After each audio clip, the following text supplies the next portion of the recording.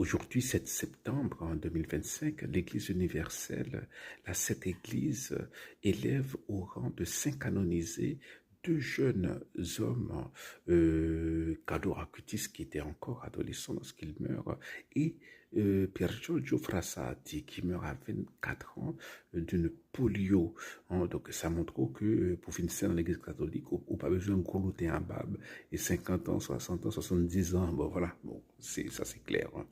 Bonjour, je fais cette vidéo en tant que philosophe catholique. On connaît bien Acutis, on connaît beaucoup moins bien Pier Giorgio. Alors parlons un peu de lui. Il naît dans une famille riche, très cossue d'Italie, et son père à un moment était le propriétaire de la Stampa. La Stampa, c'est le journal le plus connu de l'Italie. C'est une espèce de repère culturel presque de l'Italie.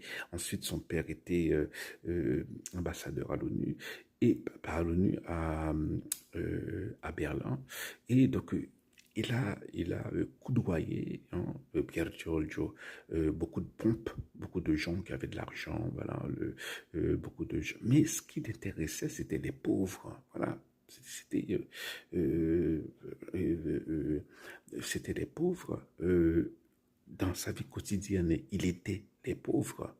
Voilà, par exemple, il avait touché une somme d'argent lors de la mort de son grand-père. Eh bien, il a tout donné pour les pauvres. Et deuxièmement, il disait il faut les aider à travers les organisations, les ONG.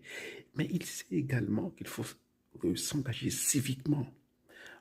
D'ailleurs, il faisait partie d'une formation politique parce que il y a des changements qui améliorent la vie des pauvres.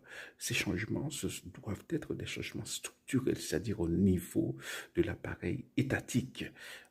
Et par exemple, créer des filets de protection sociale. Ça, c'est l'État qui peut le faire. Les individus ne peuvent pas le faire. Donc, pour lui, il faut que les catholiques, que les chrétiens s'engagent dans la politique pour aider les moins bien lotis de la société.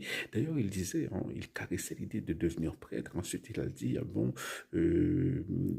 si je suis laïque, bon, vu les mentalités en Italie, laïque, il se dit laïque, je pourrais mieux aider les pauvres. Bon, malheureusement, bon, ça a été la volonté de Dieu.